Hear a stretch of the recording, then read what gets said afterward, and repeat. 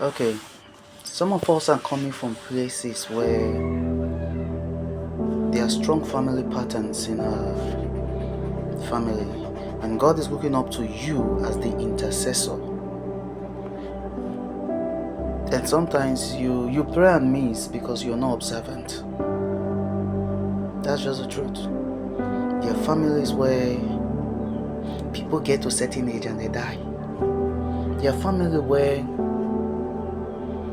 there's a group of person that normally dies, and this group are the strongest. You finish school, you'll find out that for everyone who gets a better job after 3 years they must die.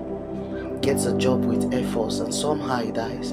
Get a job with NPC and somehow he dies. You get what they are trying to do is they are trying to eliminate those who could have been strength to liberate that family. So they'll cut them off, and now you find a family of weak persons.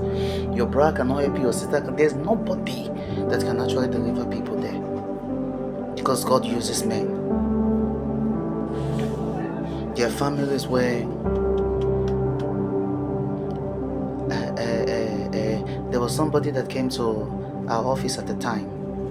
The boy was 12 years old. He has hypertension.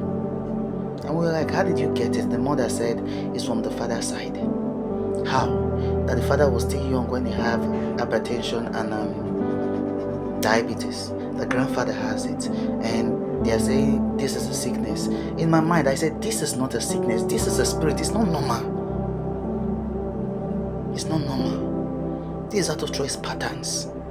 When you see something repeat themselves more than 3 times and you are accurate about it, your duty, because you do not know what erected this thing and what brought the spirit into this family. Sometimes don't go in search of it. It might kill you. But you want to know what kills your father. What kills your father might end up killing you. But this is what you do. You plead mercy. You come to God with a broken heart. He will not despise that. There's a mystery about mercy. Something happened in my family. At the point in my family, I noticed by the time we are clocking, before we get to 30, things will be going fine. But by the time we are clocking 30, things will start to just suddenly depreciate. And it was happening only with my mom's children. So if it's happened with my mom's children, not my siblings from my mom's side, so it was obvious it was coming from my father's side. So I started praying. Then I noticed that getting into a stable relationship was a problem. So I started dealing with it in the place of prayer. God mercy. I did not know what my parents went into. I did not know what my paternal side got into. But by God's grace, God showed mercy. I come before you with a broken heart. I've gone to the point of my life where I can no longer do this anymore.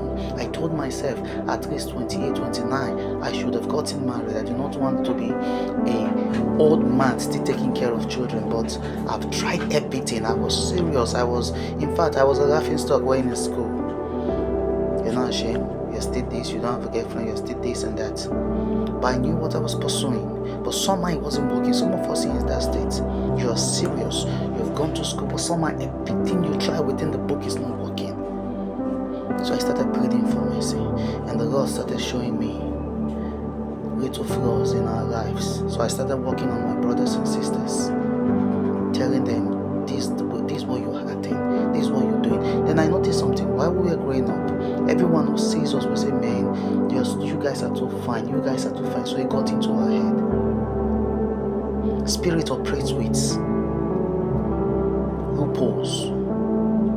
So it got into our head. So we had this self-idea about self. So I started dealing with it. Every opportunity I have to let you know that, man, you're not as special as you think you are. To bring down that ego, I started dealing with it. And at the end of the day, a year came. Within 3 years, 3 of my siblings got married. There are families where I was doing deliverance one day, and as I stretched my hand towards the woman, and I said she was pregnant, and I said, you will not die in the labor. What the Spirit spoke out, and the Spirit said, no, she will die. I said, you will not die when you are 70. The Spirit said, no, that in a family no one rises above 70. So So why are you stopping it? I say, how? He said, yes, from the Father's side. No one rises above 70. Before you get to 70, you cut them short.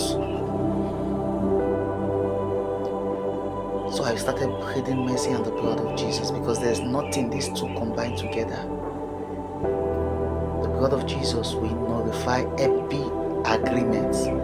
Mercy will make sure that whatever you do not deserve comes to you, because mercy will say no where there's supposed to be yes. Mercy will say yes when there's supposed to be no. At every point in your life, when you've tried your best and it's not working, look up to the hills for where cometh your help. Your help cometh from the Lord. And you begin to plead mercy. He says we should direct our prayer to the seat of mercy. If mercy can say yes for you, the court of heaven will not be able to say no. God bless you.